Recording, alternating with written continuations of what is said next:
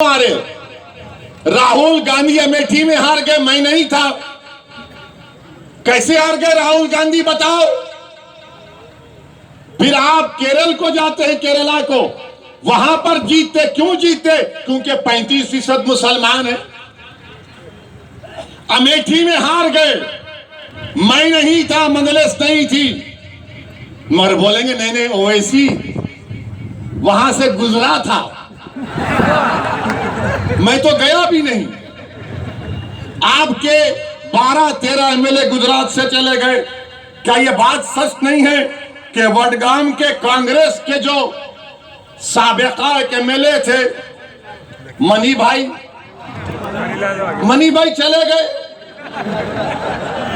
टाटा कर गए।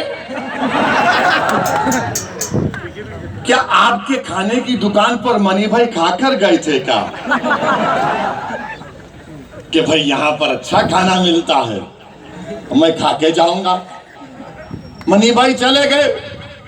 अच्छा, फिर एक और इनका मिले गया जिसका नाम है अश्विन कोटवाल। उसने पेपर में बयान दिया, मैं पढ़ा, जिसमें अश्विन कोटवाल ने कहा कि मैं कांग्रेस से जीतता जरूर था, मगर मैं, अश्विन बोल रहा है कि मेरे दिल में नरेंद्र मोदी की मोहब्बत थी। क्या मोहब्बत है कांग्रेसियों की। जबान पे मुसलमान और दिल में मोदी की मोहब्बत है। और आकर हमसे कह रहे हैं कि आप इलेक्शन क्यों लड़ रहे हैं। मेरे अजीज दोस्तों और बुजुर्गों, महाराष्ट्र की असेंबली, विधानसभा में, असेंबली में मुफ्ती इस्माइल हमारे कायदे मुकन्नना है और धूलिया से फारूक शाह है। तुमने कितने बार तुमने हक और इंसाफ की बात की। भारत की पार्लियामेंट में 540 की लोकसभा है, सिर्फ 2 रुकने लोकसभा है मजलिस के मेयर इम्तियाज जलील साहब। अब जब दोनों में से कोई एक खड़ा हो जाता है 5-6 मिनट के लिए बोलने के लिए, तो बीजेपी के 300 एमपी खड़े हो जाते हैं। क्या बोलेगा सुनने के लिए? हम सिर्फ 5-6 मिनट बोलते, 5-6 मिनट, और सब खड़े हो जाते हैं। कौन नरेंद्र मोदी के सामने एनपीआर एनआरसी के कानून को फाड़ दिया? क्या कांग्रेसियों ने पढ़ा था? अमित शाह बैठे हुए, मैंने कहा यह कानून काला कानून है, मैं नहीं मानता, इसको फाड़ूंगा। आपने भी यहां पर वडगाम में एनपीआर एनआरसी के खिलाफ एहतजाज किया, मैं आपको सलाम करता हूं। अल्लाह आपकी उस कुर्बानी को कबूल करे। 250 लोग जेल को गए। दिल पर हाथ रखकर बोलो, क्या कांग्रेस ने कहा कि तुमको छोड़ना चाहिए जेल से? दिल पर हाथ रखकर कहो कि जब 250 लोग एनपीआर एनआरसी में वडगाम के उसमें जेल में गए तो क्या कांग्रेसी बोले? कब बोली कांग्रेस? जब पट्टीदारों के लोग जेल में थे तो कांग्रेस ने कहा छोड़ो और केस को वापस लो। मगर जब वडगाम का मुसलमान जेल में था तो तुमको पट्टीदार की जबान और उनसे मोहब्बत और हमारे से मोहब्बत नहीं। ये फर्क है, याद रखो आप। यकीनन बीजेपी को हराना है। कौन कह रहा है नहीं हराना है? हम ही तो लड़ रहे हैं बीजेपी के खिलाफ। पार्लियामेंट में हर चीज में मजलिस मुखालिफत करती है। ट्रिपल तलाक का कानून आया तो मजलिस ने मुखालिफत की। एनपीआर एनआरसी का कानून आया, मजलिस ने कानून की कॉपी को फाड़ा। यूएपीए का कानून आया, हमने मुखालिफत की, कांग्रेस ने तायीद की।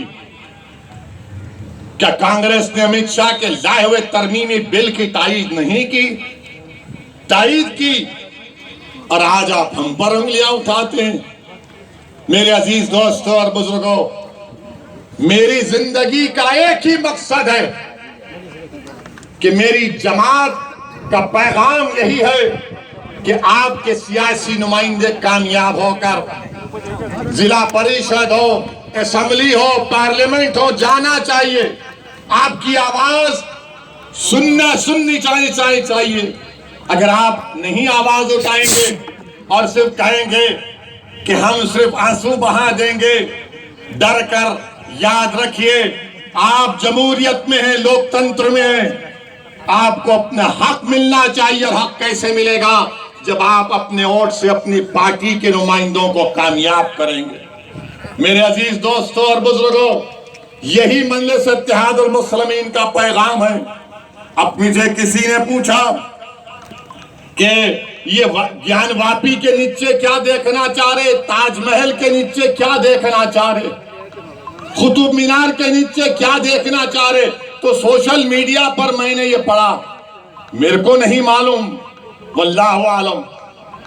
किसी ने कहा सोशल मीडिया पर लिखा कि वो ताजमहल देखने गया था, आगरा के ताजमहल के जो क्यूरेटर जिम्मेदार थे उनके साथ, उनका रिश्तेदार था।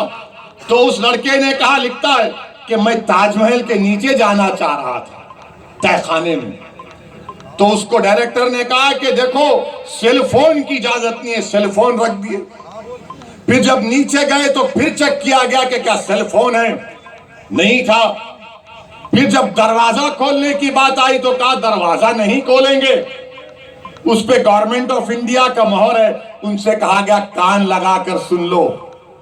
तो उस लड़के ने ताजमहल के तहखाने में जो कमरा है उसमें कान लगाकर सुना, और वो खुद सोशल मीडिया पे लिख रहा है कि उसने बड़ी खूबसूरत इंसान की आवाजें सुनी, उसने बड़ी खूबसूरत इंसान की आवाजें सुनी।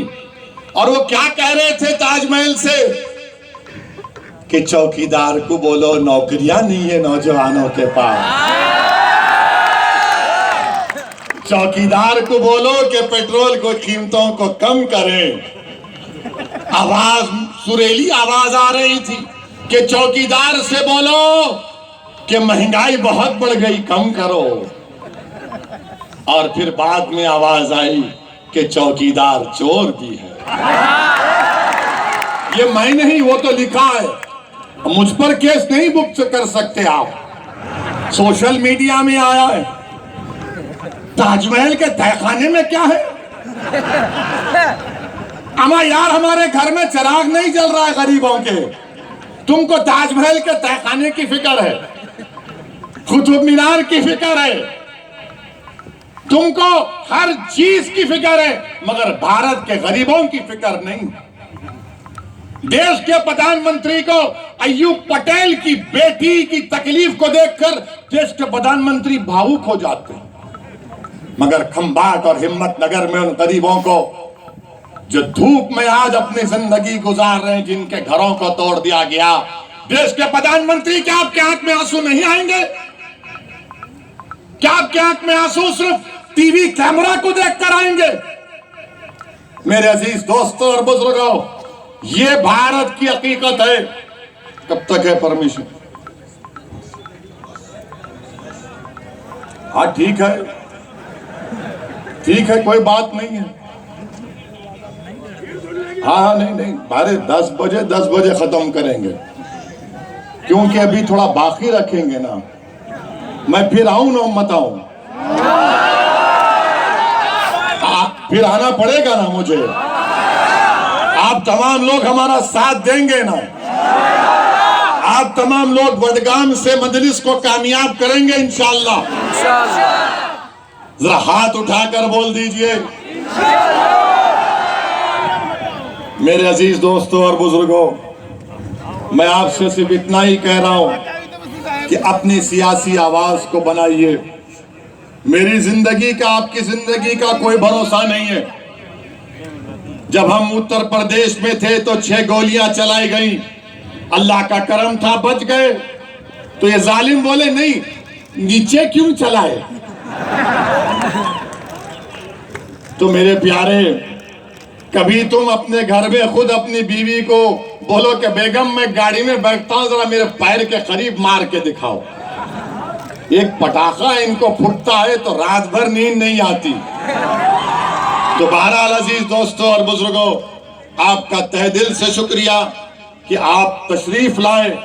मैं आपको सलाम करता हूं और आपसे वादा कर रहा हूं कि वडगाम को फिर से आऊं।